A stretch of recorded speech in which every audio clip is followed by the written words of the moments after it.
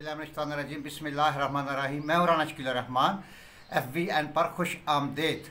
नाज़रीन, आज आपके साथ मैं सिर्फ़ एक तज्ज़िया शेयर करूँगा और वो तज्ज़िया जो है आखिर तक सुनिएगा। और एक आखिर में मैं ऐसा वर्ड इस्तेमाल करूँगा जिससे आपके रोंगटे खड़े हो जाएंगे। ये सिर्फ समझने की ज़रूरत है कि अमेरिका और दीगर आलमी ताकतों को ग़ुलामी से निजात के दिल फरेब नारे सुनने वाले कानों को हमेशा से अच्छे लगते हैं। ये एक ऐसा सहर अंगेज़ जज्बाती नारा है जिसे हमारी कौम बहुत पसंद करती रही है। हमारे सियासतदान भी अवाम की इस कमज़ोरी को अपने सियासी मकासद के लिए इस्तेमाल करते रहे हैं। वो जानते हैं कि ये एक ऐसा नारा है जिस पर सारी कौम, चाहे इसका तल्लुक़ माशरे के किसी भी तबके से हो, मुत्तहदा यकजा होकर इश्तिगाल अंगेज़ी पर फ़ौरन उतर आती है। आजकल अमेरिका के ख़िलाफ़ नफ़रत अंगेज़ सियासत ने हमारी सारी कौम को एक हजान में मुब्तला कर दिया है।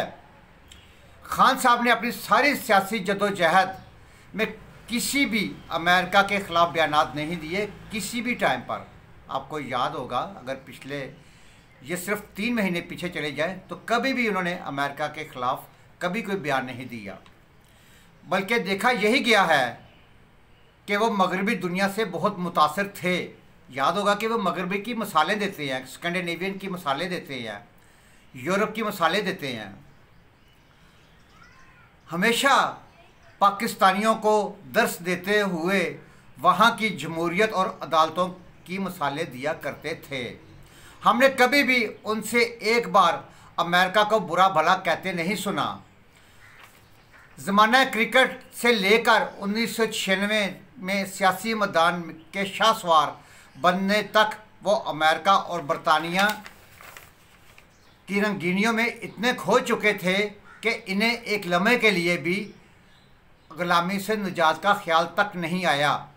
बल्कि ये कहा जाए तो शायद गलत ना होगा कि इक़्तिदार मिलने के बाद भी 3.5 बरस तक उन्होंने एक बार भी अमेरिका की ग़ुलामी से निजात की कोई बात नहीं की और ना ही कोई कोशिश भी की। कि बंदा कोशिश ही करता है, कोशिश तक नहीं की।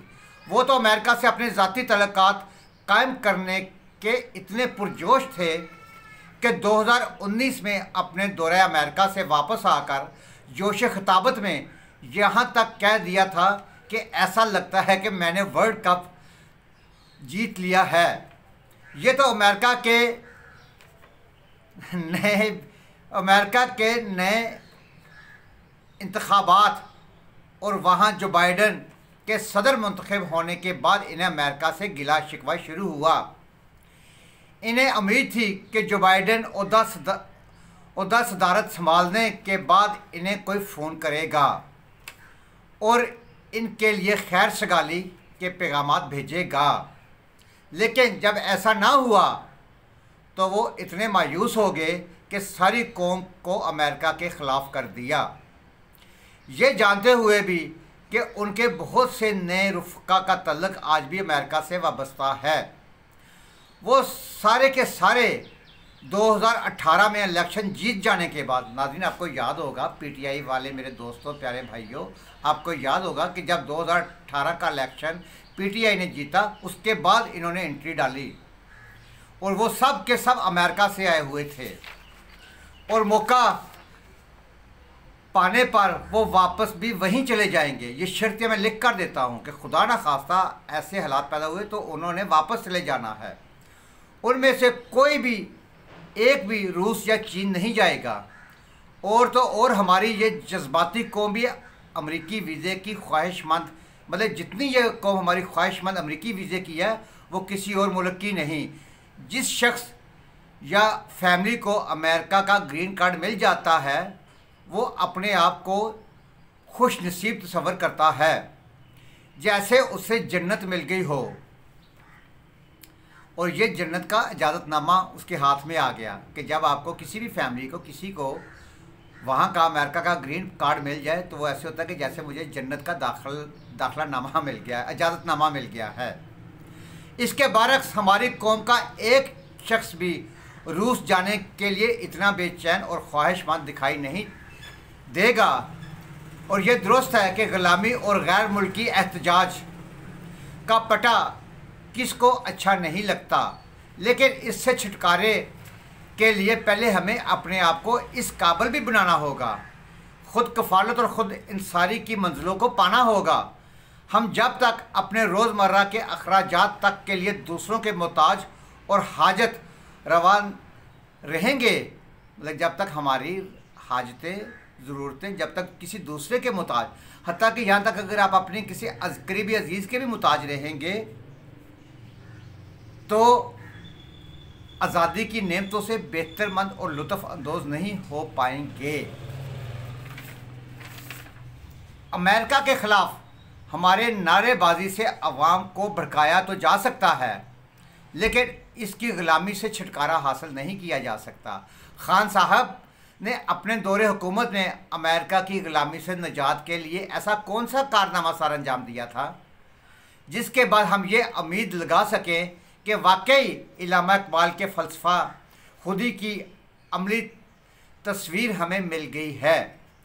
कौम अगर सही मानों में एक गैरतमंद और खुददार मुख्तार बनाना मकसूद है तो पहले इन्हें अपने पाँव पर चलना सीखना होगा और भीख और इमदाद को माशी पैकेज समझने वाले कौम को कासाए लस्सी से कभी भी छुटकारा दिला नहीं सकता।